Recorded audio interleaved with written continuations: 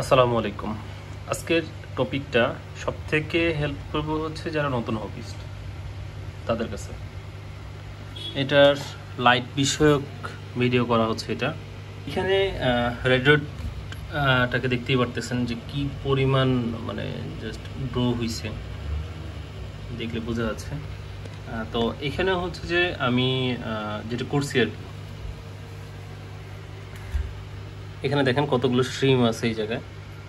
ADA soil দেওয়া আছে খুব সামান্য একটু, জাস্ট ওই লেবেল হয়েছে আর কি, যাতে গ্লাসটা দেখা না যায়। এখানে মশগুলো দেখেন কি পরিমাণ গ্রো করছে, আর এটা পুরোটা ভরে ছিল হচ্ছে এগুলা দিয়ে। আপনার এই রেড রোডগুলো সব এই জায়গায় ছিল, এটা এখানে শিফট করা হলো।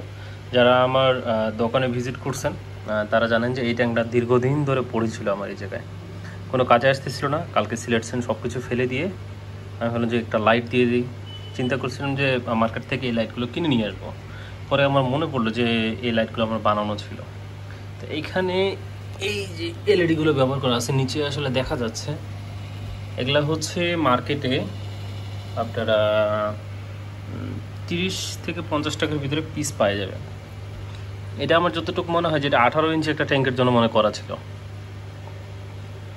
তো এই লাইটটা যেটা, এই লাইটগুলো কিন্তু প্রচুর হিট হয়। তো প্রচুর হিট হওয়ার কারণে এখানে একটা ফ্যান ছিল, ছোট ফ্যান, তো সেই ফ্যানটাও দিয়ে দিয়েছি, যার কারণে হিট হওয়াটা মানে হচ্ছে কিন্তু খুবই কম। বাট যখন ফ্যানটা দেওয়া ছিল না তখন যে পরিমাণ হিট হচ্ছিল, মনে হচ্ছিল যে আপনার মানে মানে ডিম সিদ্ধ হবে এরকম হিট হচ্ছিল। তো এখন আলহামদুলিল্লাহ হিটিং যে ইস্যুটা সেটাও কমে গেছে। তারপরে লাইটের যে পারফরমেন্সটা সেটাও আমি আমার মন মতোই পাচ্ছি। এখানে আমি 3টে এলইডি যতটুকু মনে হচ্ছে যে রান করছেন, 1 2 3 4 4টা এলইডি দেওয়া আছে। এগুলো কত ওয়াটের সেটাও আমি জানি না, কারণ অনেক আগে করা ছিল তো ভুলে গেছি। তো এটাতে জাস্ট রেড রোডটা থাকবে, কোনো এডিএস অয়েল থাকবে না। এই 2টা ট্যাঙ্কেই আমি এএসডি অ্যাকুয়াগ্রো লিকুইড ফার্টিলাইজার ইউজ করতেছি। তো এটা রেড রোডটারই আমি ভিডিও করছিলাম যে এটা পুরোটা ভরে গেছিলো একদম।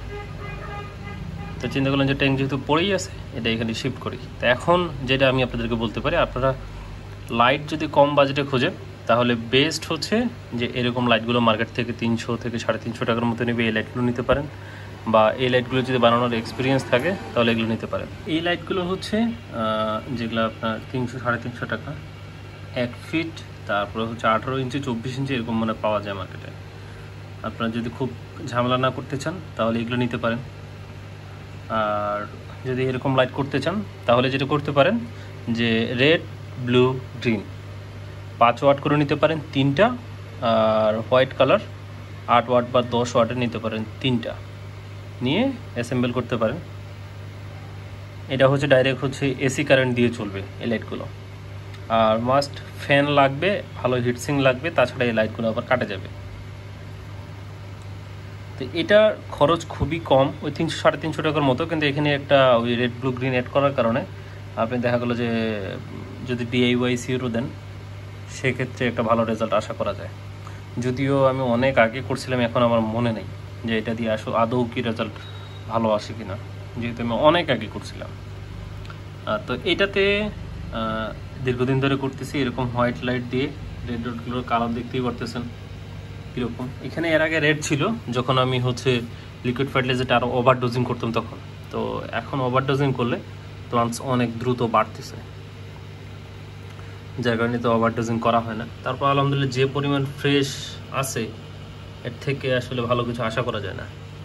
স্ট্রিম এখানে আছে খুব সুন্দর, যা মশগুলো দেখেন খুবই সুন্দরভাবে গ্রো করছে। স্ট্রিমগুলো আলহামদুলিল্লাহ ভালোই আছে। তো এটা হচ্ছে যারা কম বাজেটের ভিতরে খুঁজতেছেন লাইট হোয়াইট কালার, এটা ডাইরেক্ট নিয়ে আসে প্লাগ ইন প্লে করতে পারেন, বা এরকম আপনি বানিয়ে নিতে পারেন red blue green white light দিয়ে এরকমভাবে।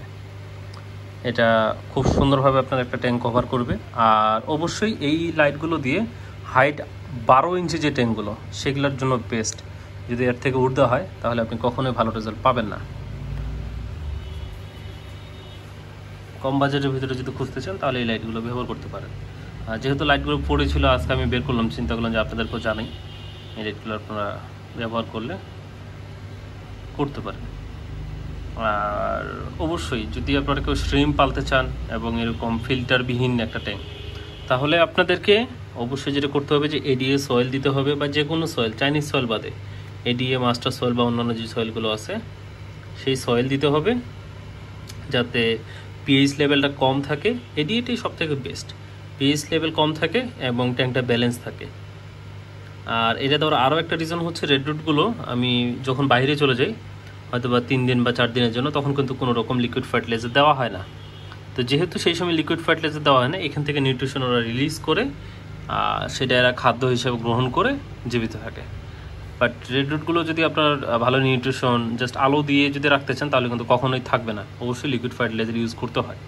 হ্যাঁ, অনেকে রাখে, বাট সেক্ষেত্রে আমার মনে হয় যে ওয়াটার চেঞ্জটা বেশি দেওয়া লাগে।